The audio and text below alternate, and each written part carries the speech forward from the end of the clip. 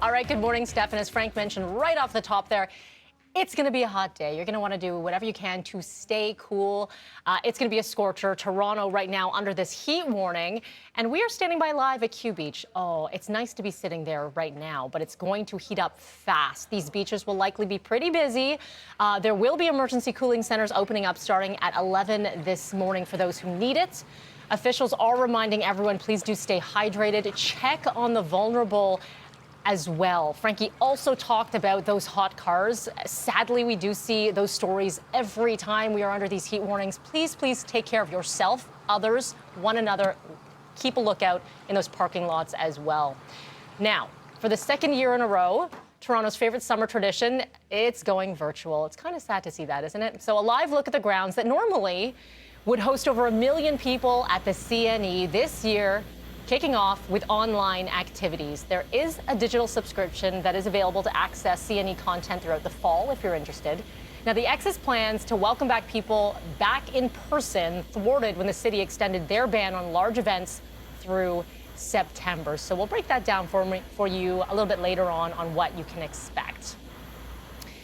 Here's a big story in politics. Ontario's PC party has one less caucus member this morning expelled after refusing to get vaccinated against COVID-19. Will we be experiencing in the long haul other health issues?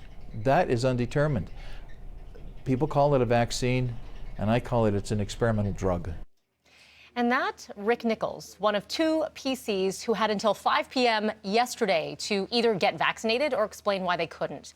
Christina Midas from Scarborough Centre provided a letter of medical exemption from a doctor. Nichols did not.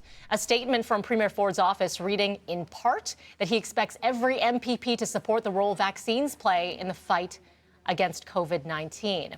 Now, vaccines are also becoming mandatory for staff at the municipal level in Toronto. This is about protecting our entire broader workforce of approximately 37,660 employees and ensuring that the city government is best prepared to weather a 4th wave and the Delta variant to protect the public that we deal with every day. And the rule applying to staff at the City of Toronto as well as at the TTC. On September 13th, employees will have to declare their vaccination status, while the deadline to get a second shot is on October the 30th. Anyone choosing not to get a shot will have to provide a medical reason.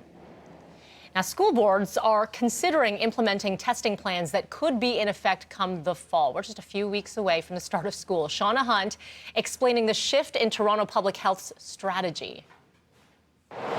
So I'm working from home today because my 4-year-old has the sniffles. In fact, she just got her 6th COVID test in 6 months. And I have to say that finding an appointment for a test was not as easy as it once was. And as we inch closer to the school year, questions are being raised about testing. How will the province ramp it up? Because it's very likely that thousands of students every week will be required to get the swab.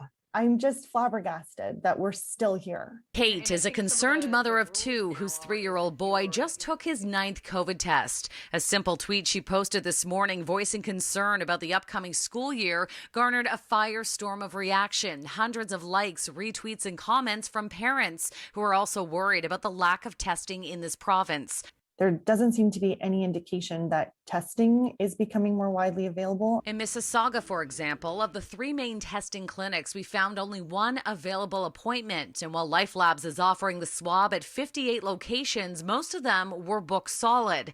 But the wheels are in motion to get testing going in Toronto schools. During a TDSB meeting Tuesday night, we learned that Sick Kids, Michael Guerin, and women's college hospitals will be providing take-home testing kits to schools across the city. And Toronto Public Health is hoping to have testing kits available for symptomatic students by November and says testing clinics in schools will be considered if cases sharply rise. Shauna Hunt, City News. Well, the U.S. border closure to Canada expires tomorrow, but do not expect to be able to visit our American neighbors anytime soon. Reports say officials are expected to make an announcement tomorrow, which would extend that border closure for another 30 days. The U.S. land border has been shut down to Canada since March 2020. Canada opening its land borders to Americans who are fully vaccinated earlier this month.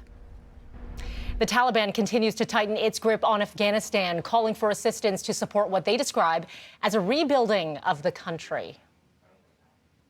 The people of Afghanistan need help of other countries. And that is a spokesperson for the Taliban in an interview with China Global Television Network, calling for support in sectors including health, infrastructure, and education.